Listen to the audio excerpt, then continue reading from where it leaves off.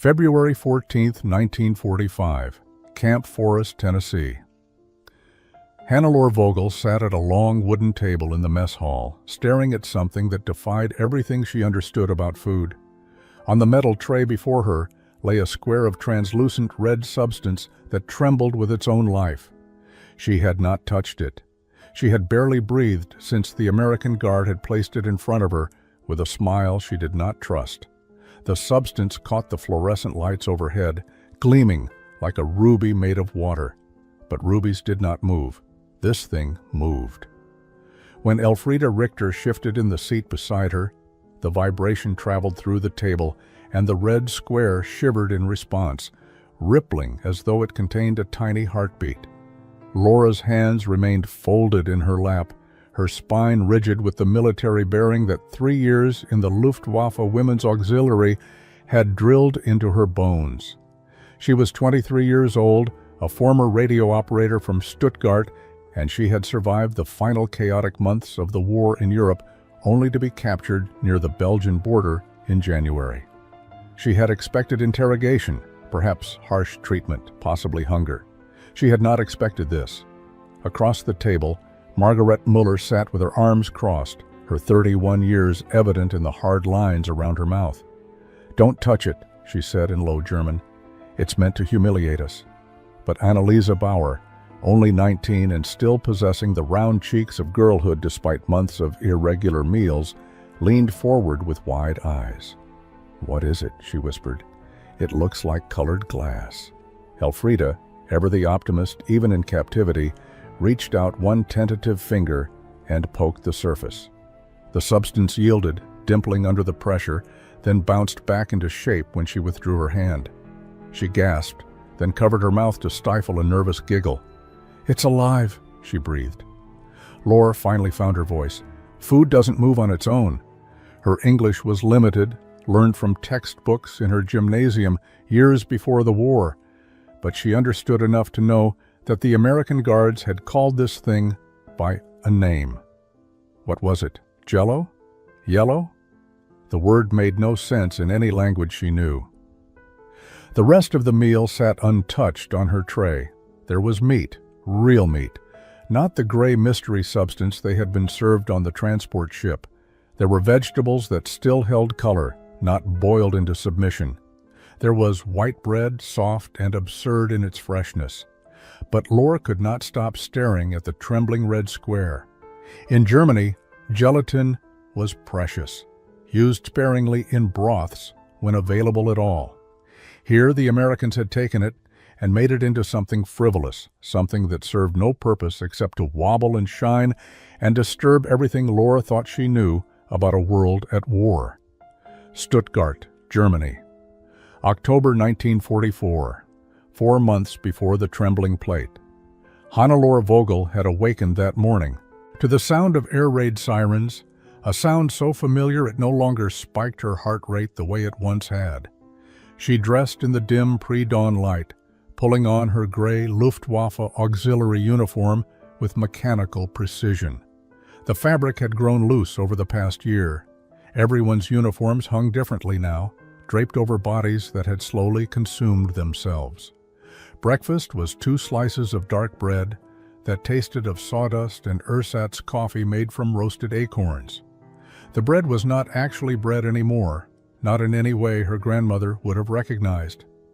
It was a mixture of potato flour, sawdust filler, and whatever grain could be scraped together.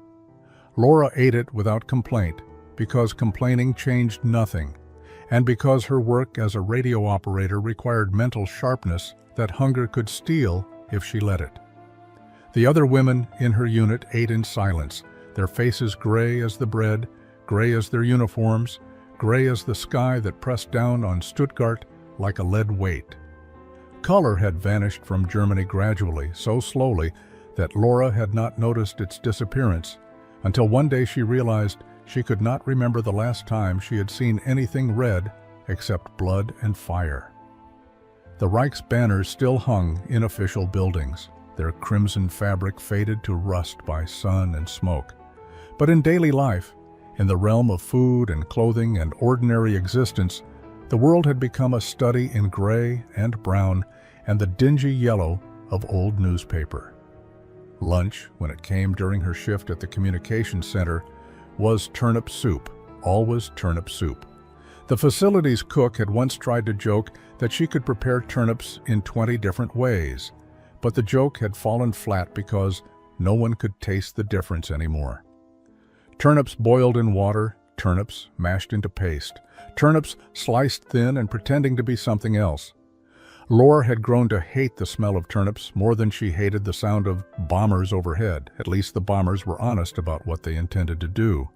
She remembered her mother's kitchen before the war, the way Sunday dinners had filled their apartment with the scent of roasted pork and apples baked with cinnamon. She remembered strawberries from her uncle's garden, their red juice staining her fingers in the summer of 1939 when she was 17 and the world still made sense.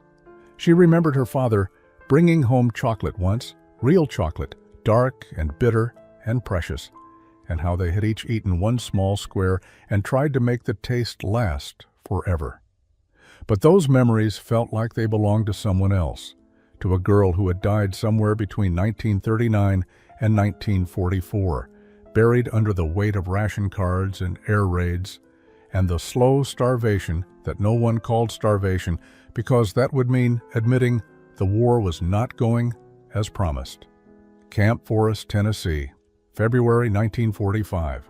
The first 2 weeks of captivity had established a rhythm that felt almost like military life, except that Laura and the other German women were no longer the ones giving or receiving orders. They simply existed in a strange limbo between imprisonment and something else they could not yet name.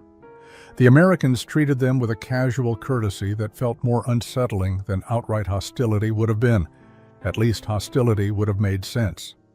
Captain Dorothy Sinclair, the officer assigned to oversee their detention, was a woman in her late 30s with steel gray hair pulled into a tight bun and eyes that missed nothing. She had addressed them on their second day in English, which Laura had translated haltingly for the others. The rules were simple.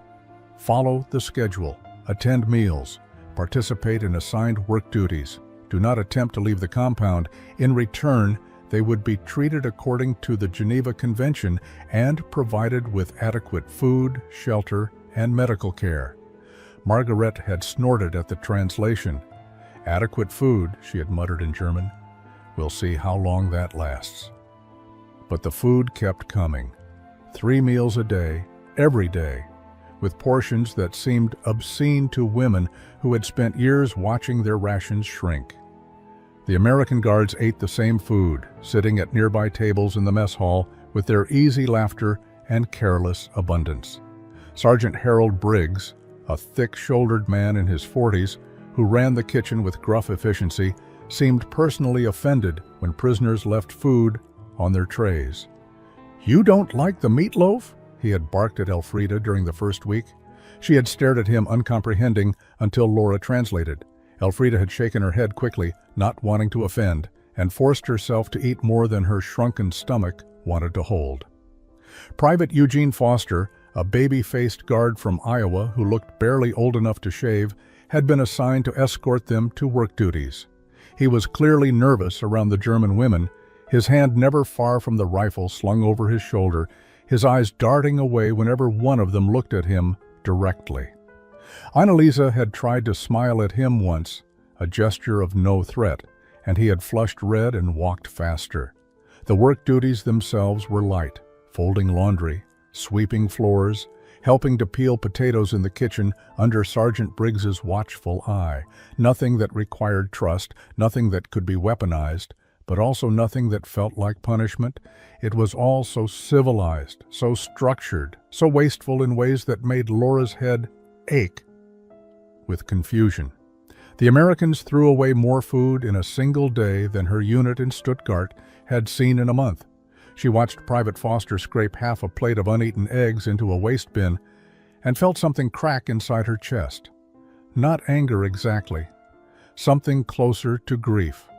The world she had known, the world of sacrifice and scarcity and noble suffering for the fatherland, was confronting a reality that did not match anything she had been told. It started with a single word. Corporal Milton Garrison, a lanky man with sun-weathered skin and a Tennessee drawl so thick Laura could barely parse it into English, had been assigned to supervise the German women during their kitchen duties. Unlike Private Foster, he did not seem nervous around them. Unlike Sergeant Briggs, he did not bark orders. He simply worked alongside them, peeling potatoes with easy efficiency, occasionally humming tunes Laura did not recognize. He had kind eyes, she noticed, the color of acorns, and hands that were scarred from farm work long before the war had claimed him. On their third week at Camp Forest, Laura had gathered enough courage to ask him a question. She had been staring at the red, wobbling substance on her tray again, watching it shimmer under the lights, and the need to understand had finally overcome her fear of appearing ignorant. "Corporal Garrison," she said carefully, in her textbook English, each word placed with precision. "This food, what is name?" He had looked up from his own tray, a smile creasing his weathered face. That's Jell-O, ma'am," he pronounced it slowly, seeing her confusion. "Jell-O." She repeated the word, feeling its strangeness in her mouth. "Jell-O. What is it made from?" He scratched his head, considering. "Well, it's gelatin, sugar, flavoring. You mix it with hot water, let it set in the icebox, and it comes out like that." His explanation raised more questions than it answered. Laura knew gelatin. She knew its value as a protein source, its scarcity, its preciousness. "But why?" she asked, struggling to form the question in English. "Why you make gelatin into this? Why not soup? Why not something—" She searched for the word, useful? Corporal Garrison had looked at her with genuine puzzlement, as though she had asked why birds fly or why rain falls. "Well, because it tastes good," he said simply. "Because folks like it. My mama used to make it for church socials. Kids love it." Laura felt something shift in her understanding, a foundation cracking. In Germany, food existed for fuel, for survival, for sustaining the war effort. The idea of making food purely because it tasted good, purely because children enjoyed watching it wobble, was so foreign to her recent experience that she could barely process it. "You have so much," she said quietly, not sure if she was asking a question or making an accusation. "So much food, so much sugar, how?" he shrugged, uncomfortable now. "I don't know, ma'am. I'm just a farm boy from outside Nashville. But yeah, I reckon we got plenty. Even with rationing and all. Even with rationing." Laura thought of her ration cards in Stuttgart, the tiny portions of bread and fat that never quite filled the hollow in her stomach. American rationing meant giving up some luxuries. German rationing meant choosing which day to eat. That night, lying in her bunk, Laura whispered the word to herself. Jell-O. Vocabulary of abundance she was only beginning to learn. The whispered conversations happened after lights out, when the darkness made the women brave enough to voice thoughts that felt dangerous in daylight. Laura lay in her narrow bunk, listening to the familiar voices speak in rapid German, the language of their childhood and their complicity. Margaret's voice carried from 2 bunks away, sharp with suspicion. "It's theater," she insisted, her tone allowing no argument. "The Americans are performing for us. They want us to believe they have endless resources, that their war machine is unstoppable. It's psychological warfare, nothing more." Elfrida responded from her bunk across the aisle, her voice softer but insistent. "But Greta, we've been here 3 weeks, the same food every day. The guards eat exactly what we eat. If it's performance, they're very committed to the act." There was a pause filled with the sound of someone shifting on a creaking mattress. Then Annalisa spoke, her young voice trembling slightly. "My mother wrote to me before I was captured. She said we were winning. She said the Americans were suffering just as much as we were, that their newspapers lied about their strength. But if that's true, then where does the Jell-O come from? Where does the white bread come from? Where does any of it come from?" Laura had been silent until now, but the question pulled words from her throat. "I've been reading the American newspapers," she said quietly.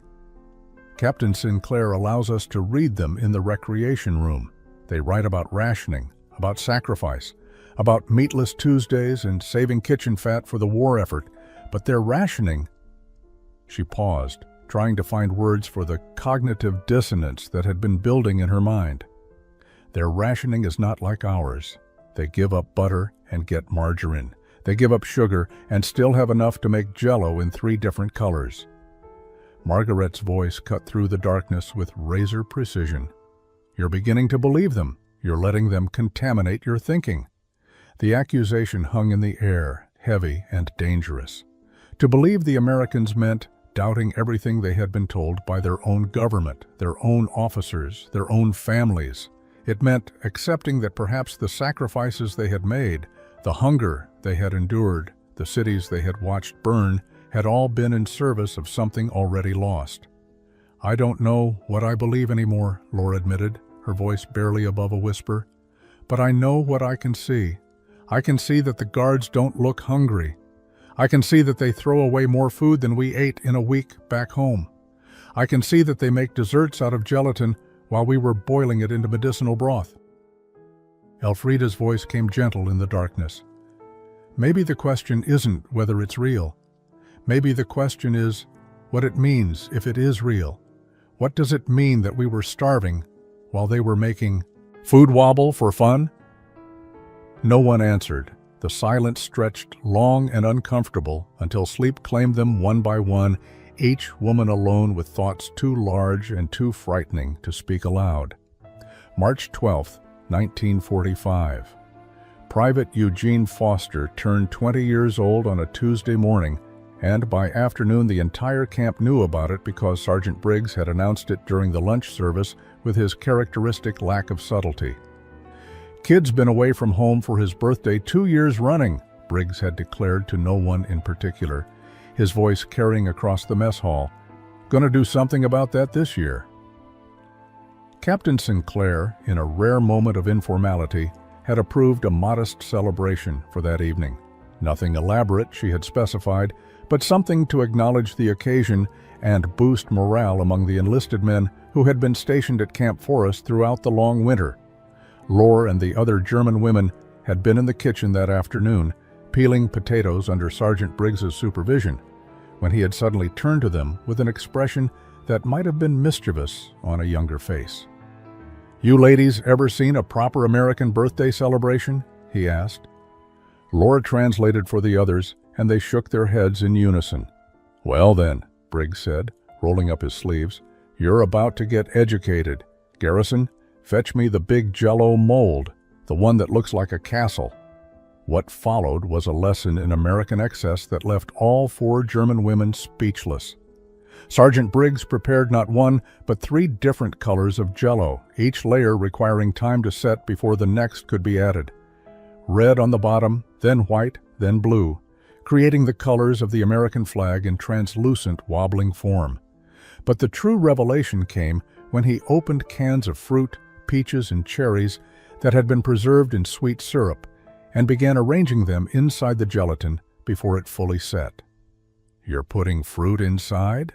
Elfrida asked in wonder, watching as peach slices floated suspended in the red layer like fish frozen in amber. Briggs grinned. "Best part of Jell-O is what you put in it. My sister used to make it with pineapple. My mama preferred mandarin oranges." He said it so casually, as though having multiple choices of fruit to suspend in flavored gelatin was the most natural thing in the world. Laura felt her throat tighten. The cherries gleaming in the blue layer were perfect, whole, unmarred by worms or rot or the desperate hunger that made people eat anything remotely edible. They were there purely for decoration, for delight, for the aesthetic pleasure of seeing red fruit against blue gelatin. When the Jell-O came out of the icebox that evening, fully set and magnificent in its absurdity, Private Foster had laughed with genuine joy. The entire mess hall sang an English birthday song Lore did not know, their voices loud and unself-conscious. Corporal Garrison had brought a piece to the table where the German women sat, placing it before Laura with a gentle smile. "Go on," he encouraged. "Try it with the fruit." She had picked up her spoon with trembling hands. The peach was sweet, impossibly sweet, swimming in strawberry gelatin that tasted like summer in a country she had never seen. The first bite dissolved on her tongue, and tears spilled down her cheeks before she could stop them. Miss Clara Whitmore arrived at Camp Forest on a gray morning in late March, carrying a leather satchel filled with envelopes that bore the distinctive markings of the International Red Cross. She was a thin woman in her 50s, with wire-rimmed spectacles and the weary expression of someone who had delivered too much bad news to too many people. Captain Sinclair had assembled the Germanwomen in the recreation room, their faces brightening with desperate hope at the sight of the mail satchel. Letters from home. Proof that someone, somewhere, remembered they existed. Miss Whitmore opened her satchel with practiced efficiency and began calling names. Margaret Mueller. Greta stepped forward, her hands shaking slightly as she accepted a thin envelope. Elfrida Richter. Elfie took hers with a small gasp of relief. Annalise Bauer. Young Liz clutched her letter to her chest like a sacred object. But when Miss Whitmore reached the bottom of her stack, she looked up with sympathy in her eyes. Hannelore Vogel, I'm sorry. 3 letters were sent to your last known address in Stuttgart. All 3 have been returned, marked addressee unknown, building destroyed. The words hit Laura like physical blows. Building destroyed. Her family's apartment on Königstrasse had stood for 60 years, surviving the First World War, surviving economic collapse, surviving everything until it had not survived at all. She accepted the returned envelopes with numb fingers, staring at the official stamps that declared her past erased. Around her, other women were opening their letters with trembling hands. Some cried with relief. Others cried for different reasons. Margaret read her letter twice, then folded it carefully and said nothing, her face carved from stone. Elfrida discovered that her younger brother had been killed on the Eastern Front in January. Annalise learned that her mother was alive but living in a displaced persons camp, her father's fate unknown. Miss Whitmore had remained in the recreation room offering quiet words of comfort where comfort was possible. When she approached Laura, she spoke gently. The Red Cross is still searching. Many records were destroyed. Many people have been displaced. Absence of information is not the same as confirmation of death. But it was not the same as hope either. Dr. Raymond Coleman was called to examine Annalisa that afternoon when she collapsed during work duty, her young body finally surrendering to the accumulated stress of months. He diagnosed malnutrition-related anemia, a condition that would take weeks of proper feeding to correct. She needs iron, protein, and rest, he told Captain Sinclair. She's been running on empty for too long. That evening, the mess hall served Jell-O again. Orange this time, bright as a sunset, wobbling cheerfully on metal trays beside meatloaf and mashed potatoes and green beans that had never known hunger. Laura sat staring at her plate, unable to reconcile the abundance before her with the knowledge that her family's building no longer existed, that her mother and father and younger sister were somewhere in the rubble of Stuttgart or nowhere at all. The Jell-O trembled. She picked up her spoon. She ate because not eating would not bring them back. The sweetness tasted like ash. April 1945 brought spring to Tennessee with an enthusiasm that felt almost aggressive to Laura's German sensibilities. The trees exploded into green seemingly overnight. Flowers she could not name bloomed in riots of color around the camp perimeter. The air smelled of grass and rain and possibility, and despite everything, despite the letters that had not come, and the family she might never see again, Laura found herself noticing beauty again. It felt like a betrayal and a resurrection in equal measure.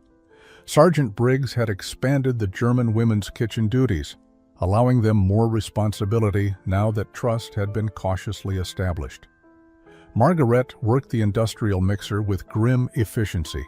Elfrida had discovered a talent for bread making that surprised everyone, including herself.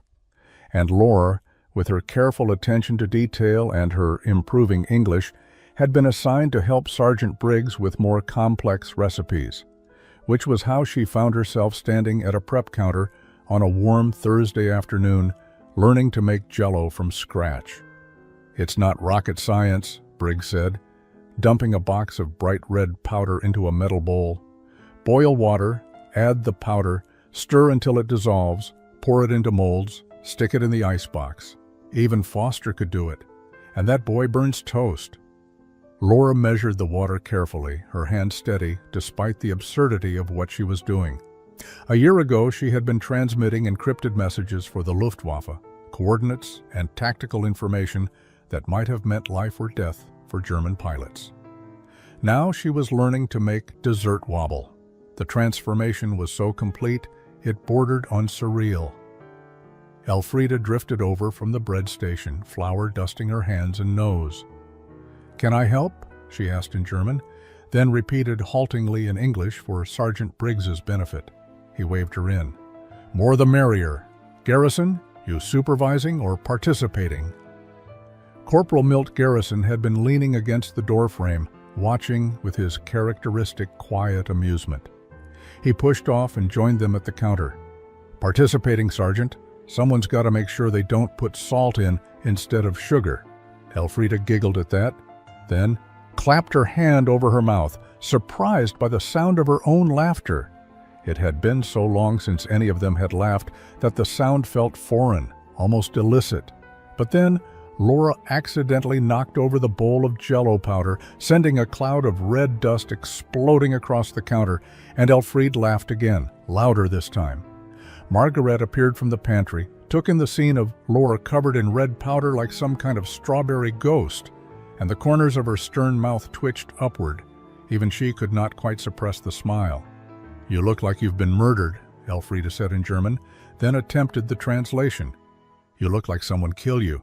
Garrison snorted. "She looks like she lost a fight with a cherry."